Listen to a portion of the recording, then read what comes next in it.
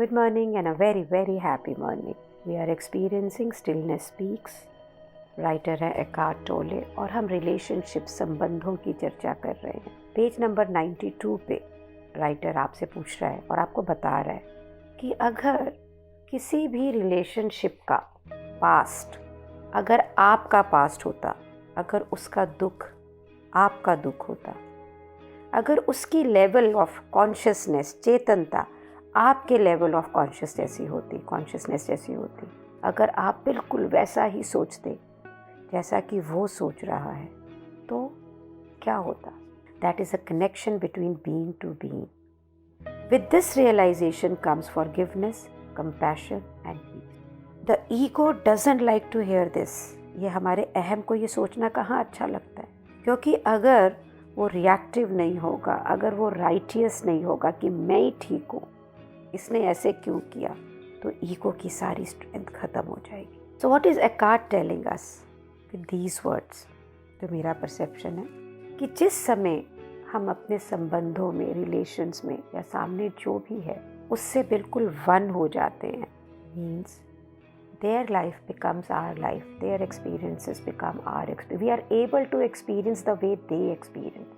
उनकी चेतनता, उनका दुख, उनका दर्द, उनका जीवन जब हम महसूस कर पाते हैं, तो इस रियलाइजेशन के साथ में वो और आप अलग नहीं रहेंगे. You will be one. And then will come forgiveness, compassion and peace. When you receive whoever comes into the space of now as a noble guest, कि आपके जीवन में, आपके इस क्षण में जो भी आया वो आपका एक मेहमान है और बहुत आदरणीय मेहमान है, बहुत आइडियल मेहमान है. और जब आप अलाउ करते हैं किसी भी मनुष्य को वैसे बनने के लिए जैसा वो है, तो वो खुद चेंज होने लगते हैं. They begin to change. और हम क्या करते हैं, कोई आता ही नहीं है, उससे पहले ही धारणा बना के उसको बदलने की कोशिश करते हैं. जीवन भर मैंने यही किया है, I have done that. And when all this opening is coming in my life, believe me, at 60 life has never been so young. I'm youngest today. किसी भी मनुष्य को जानना, पेज नंबर 93, उसका एसेंस है, उसको उसका सार जानना. उसके लिए आपको कुछ भी जानने की ज़रूरत नहीं है. उसके लिए ना उसके भूतकाल को, ना उसकी हिस्ट्री को, ना उसकी कहानी को. हम ना जब किसी चीज़ को बहुत जानते हैं ना, तो हम उसे कंफ्यूज कर देते हैं.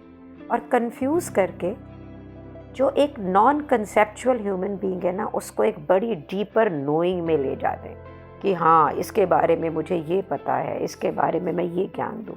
लेकिन असल में किसी को गहराई से जानना क्या है? There is non conceptual. वो बिना धारणाओं के है. Knowing about and knowing are totally different modalities. किसी के बारे में जानना और सिर्फ जानना, ये दो अलग ढंग हैं. एक एसोसिएटेड है, कंसर्न्ड है आकार के साथ में, और अदर बिल्कुल फॉर्मलेस, आकार रहित. एक सोच के साथ काम करता है, एक का रास्ता है, और एक स्टिलनेस के साथ, स्थिरता के साथ काम करता है. चलिए इसे दोबारा पढ़ते हैं. To know another human being in their essence, you don't really need to know about anything about them, their past, their history, their story. किसी का भी सार जानने के लिए हमें उसे जानने की, उसकी अबाउट जानने की, उसकी हिस्ट्री जानने की, उसकी कहानी जानने की कोई ज़रूरत नहीं है. क्यों? क्योंकि we confuse knowing about with the deeper knowing that is non conceptual.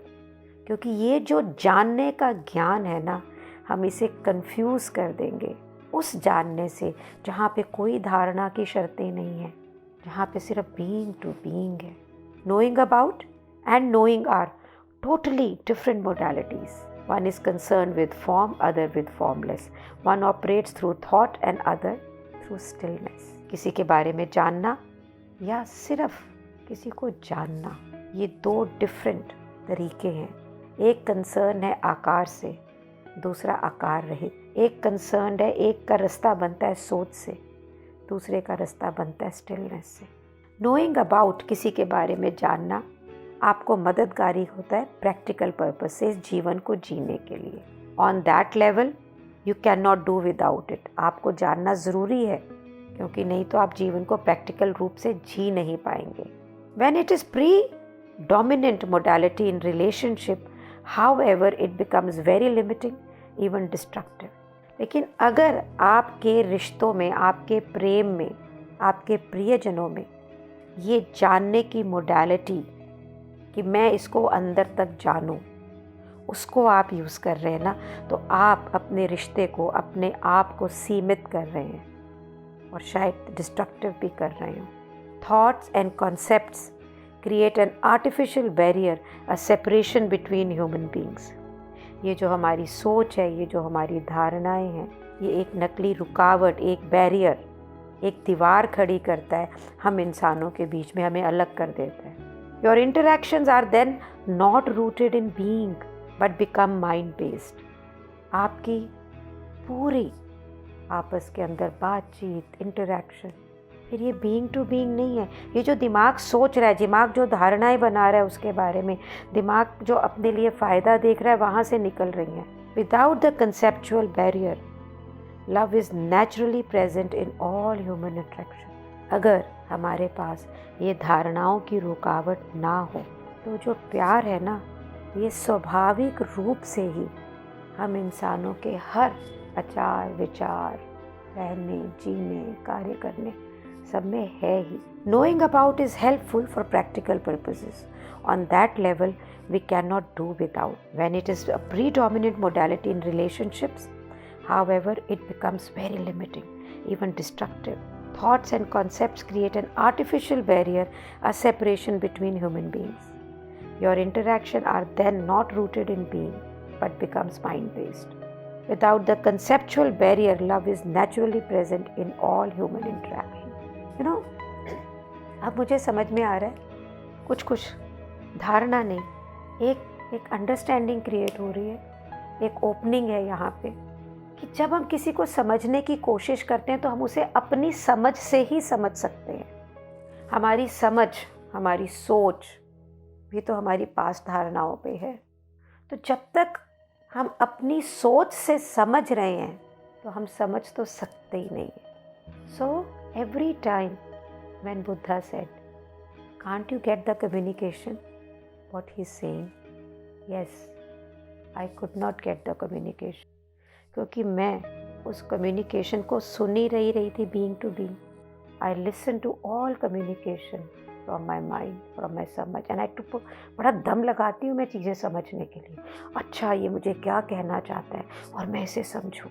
और फिर मैं बुद्धा से पूछती हूँ, मुझे क्यों नहीं समझ में आता है, मुझे क्यों नहीं पता लगता कि इन शब्दों के पीछे वो मुझे क्या कहना चाह रहा है, और कई बार बिना शब्दों के भी वो मुझे क्या करना चाह रहा है। मुझे उस प्रेम का आभास क्यों नहीं होता, और मैं मेरे प्रेम का आभास उसे क्यों नहीं दे पाती, उसे क्यों नहीं पता लगता कि मैं उससे कितना प्यार करती।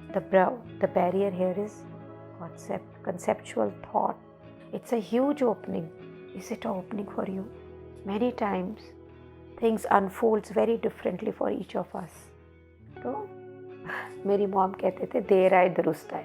कई बार ये भी कहती थी, कोई बात नहीं, जब भी जागो तभी सवेरा। तो शायद this is the time when the awakening is really taking place. Guys, let's love everyone the way we have never experienced. हमने शायद अपने आप को भी कभी ऐसे प्यार नहीं किया। हम अपने आप को भी तो धारणाओं से देखते हैं।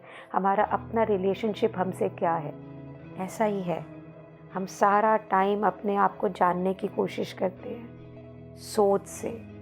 क्या कभी हमने अपने खुद के बीइंग से कनेक्ट होने की कोशिश की है, उसे प्यार करने की कोशिश की है? Buddha gives many exercises for that.